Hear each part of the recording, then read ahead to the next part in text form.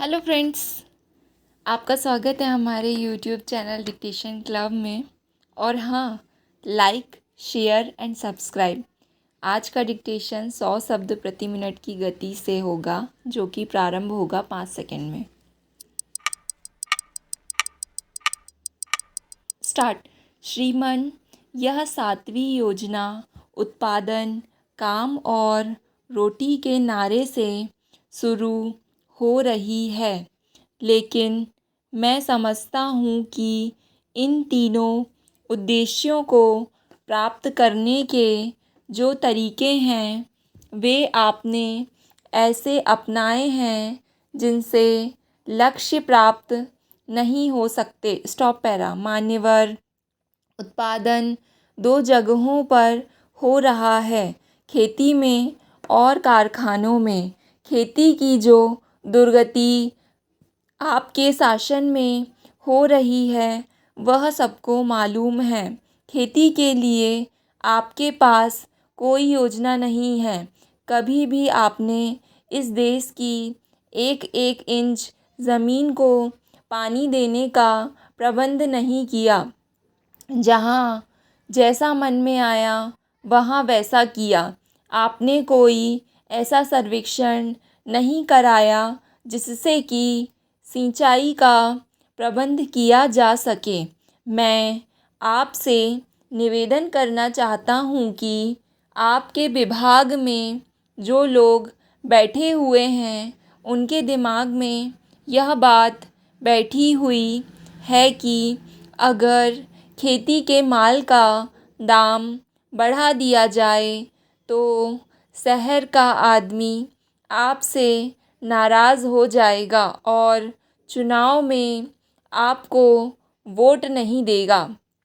लेकिन मैं आपसे यह कहना चाहता हूँ कि जब तक खेत में जो लागत आती है उसके अनुसार किसान को दाम नहीं मिलेंगे तो वह उत्पादन कैसे बढ़ाएगा। आप कोई भी काम कीजिए, अगर उसमें घाटा होता है तो आदमी उसको करने के लिए तैयार नहीं हो सकता। लेकिन किसान तो मजबूर है खेती करने के लिए। अगर वह खेती ना करे तो खुद भी मर जाएगा, क्योंकि उसके पास ज़िंदा रहने के लिए कोई अन्य साधन नहीं है। इसका मतलब यह नहीं है कि वह हमेशा घाटा सहता रहेगा और उत्पादन भी करता रहेगा। Stop para.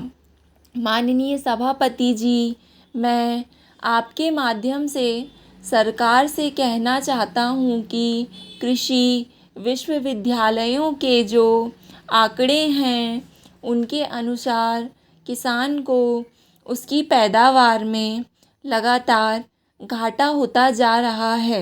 इसका असर हमारे देश के अनाज उत्पादन पर पड़ रहा है।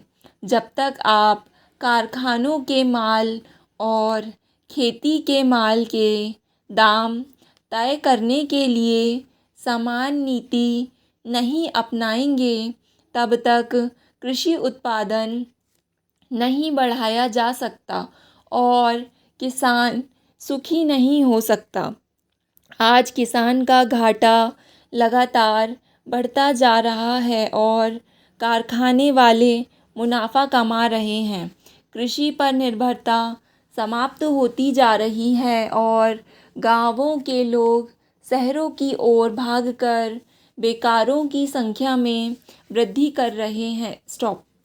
आप जितनी भी योजनाएं बनाते जा रहे हैं, देश में उतनी ही बेकारी बढ़ती जा रही है। इसलिए मैं निवेदन करना चाहता हूँ कि आप लघु उद्योगों को बढ़ावा देने पर विचार करें।